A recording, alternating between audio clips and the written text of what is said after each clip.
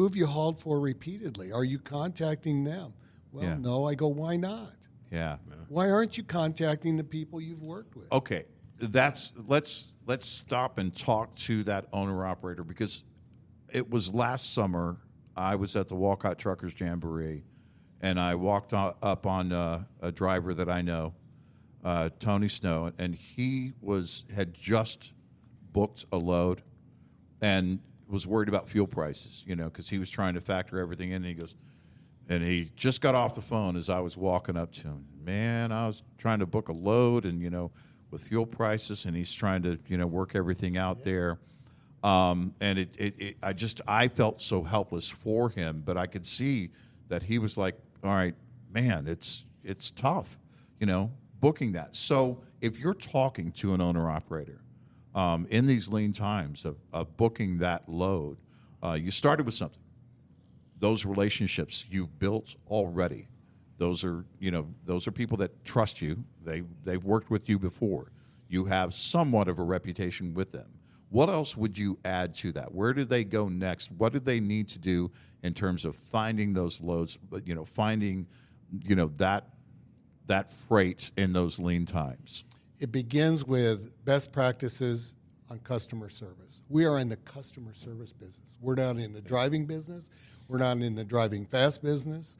We are in it to make a profit, a return for our families. And so when we go into a customer, don't be the problem, be the solution to their problem. Help them recognize that. When they have other truckers there that are causing trouble, when you get a chance to check in, say, look, it looks like you're having a rough day. Let me know how I can help you. That's a great way to start. Right there, a great phrase to use. How can I help you? Here's another thing. Never, ever mention to a customer, hey, can you hurry up? I got to get to another customer. They will slow down on you. They aren't worried about your next customer. Right. They want you to be worried about them. Right. You never mention your next load. I've had them say, I'd be in the waiting room, and they'll go grumbling about, waiting, and the clerk could hear us. And I said, well, I'm not really worried. I'm getting $100 an hour to sit here. The clerk would go like that. 15 minutes later, they'd have me in a door out of there because they didn't want me to get $100 an hour. Right. Now, whether I got 100 or not, they didn't know. But I knew how to work the system. Yeah.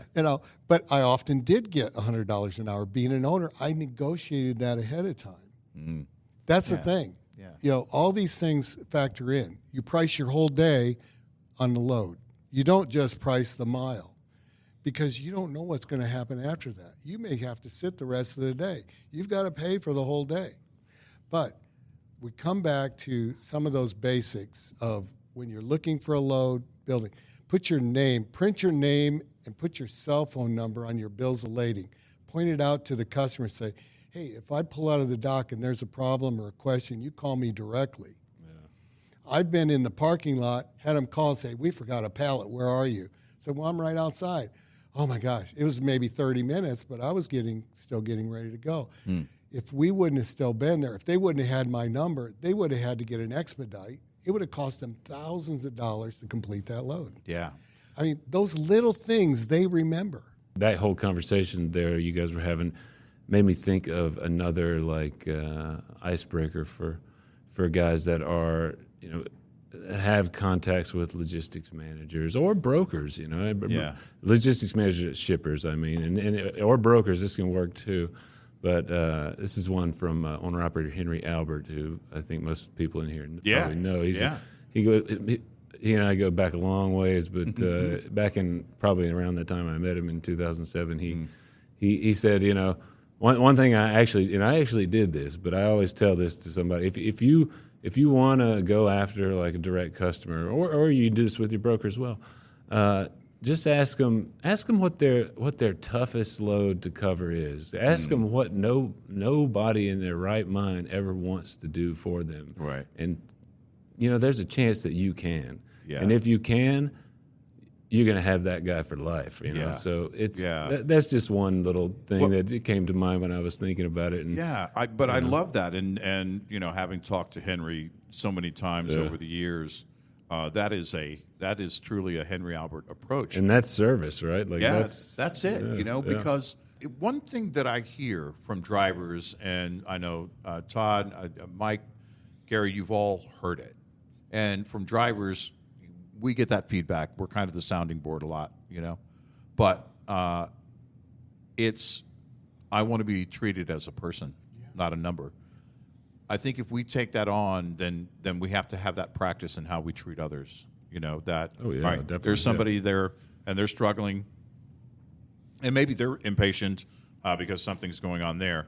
But if we can offer that solution, if we can be the solution, it's like you said, Todd. We friends for life, right? Mm-hmm. And once you do that, then they're going to be thinking of you in that way, and they're going to look to you for that solution. Yeah, and that's what I think, and how I'm going to teach my kids is you have to be the bigger person in every instance.